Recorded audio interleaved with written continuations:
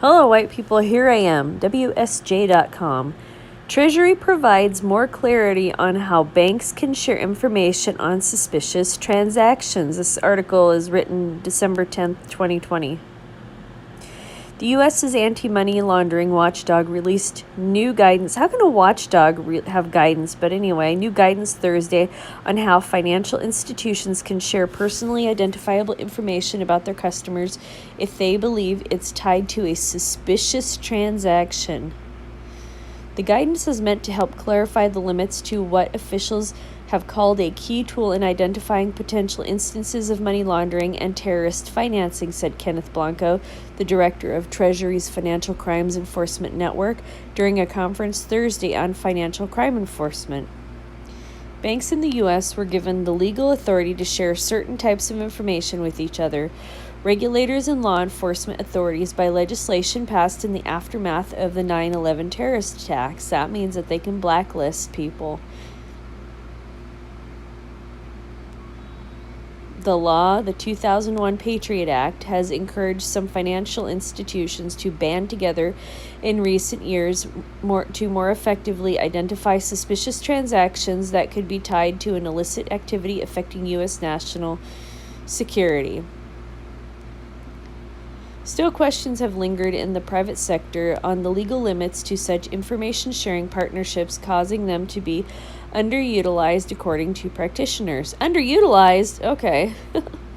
Mr. Blanco, who's probably not even American, said he hoped the guidance released in the form of a fact sheet would put some of the questions around the private sector partnerships to rest and encourage more banks to participate. He sounds like a communist. Many have been calling for clarity in this area for a long time, Mr. Blanco said during a speech at the conference, which was hosted by the American Bankers Association and the American Bar Association. I myself have been very vocal in getting clarity in this area. It's well-intentioned. They are trying to get banks to use this provision, but I don't think it's a free pass. The Patriot Act allows information sharing when banks specifically suspect a transaction is tied to money laundering or terrorist financing. And money laundering means transactions without taxes being withheld or paid, which I don't understand how anybody can tell whether taxes are not being held or, gosh, whatever. What's been less clear is whether it is legal for banks to share information when they suspect a transaction is related to other types of crimes. FinCEN's latest guidance encourages financial institutions to take a liberal view of the statute. Banks can share information about other types of crimes when they suspect they may be tied in some way to terrorist acts or money laundering, according to the latest guidance. But they don't need to conclusively determine that an activity is suspicious to share information. Don't you just love it that unregulated people get to govern over you? They get to manage, tell you what transactions you can and can't do. You're a terrorist. You're a money launderer. This clarification is significant and addresses some uncertainty with sharing incidents involving possible fraud, cybercrime, and other serious predicate offenses when financial institutions suspect those offenses may involve terrorist acts or money laundering activities. Under the Patriot Act, there is no limit on the sharing of personally identifiable information. The type of information that can be shared or the medium it can be shared on, according to the guidance. Really? Wow. It reminds me of the people who say, "Oh, well, I'm not doing anything wrong. I don't need to worry about that." Yeah, you don't need to worry about it because they haven't come after you yet. God, people are just dingbats. The fact sheet also lays out who or what can facilitate information sharing among banks. An entity that isn't itself a financial institution, for instance, a compliance service provider, may form and operate an association of financial institutions, it says. Daniel Stepano, a partner at the law firm Buckley LLP, said a fact sheet may not provide enough certainty to significantly increase participation in the partnerships.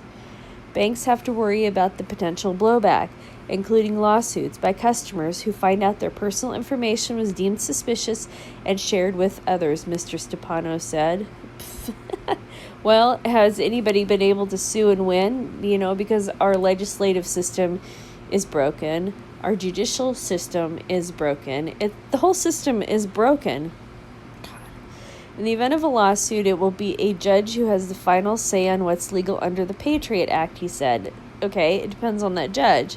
And that judge is very likely to be a left-leaning activist. Well, it's well-intentioned, he said. They are trying to get banks to use this provision, but I don't think it's a free pass. If they get sued, a court's going to have to decide what's covered by the safe harbor, he said. And here it says join the conversation. Well, I clicked that link and it doesn't work. Anyway, so I was looking up information about September 11th to see what I could, no, September 11th, I'm sorry, the Patriot Act, to see what I could learn and see how it applies to the tyranny that we're living under these days, and to see if it grants tech giants any sort of legal powers. And I didn't find anything, but what I did find was that after September 11th, so obviously September 11th was 9/11, and then the Patriot Act was introduced by a Republican from Iowa. I can't remember his name off the top of my head. A Republican from Iowa, and Vox Day says that Republicans are the old Trotskyites from the Soviet Union, introduced the Patriot Act. And so the Patriot Act was introduced, I believe, on October 23rd. So give or take a few days, but about 6 weeks after September 11th, right? And so that was October 23rd. It was introduced. October 24th, it passed the House. October 25th, it passed the Senate. October 26th, the president signed it. That's how fast the Patriot Act was put into law. Can you believe that?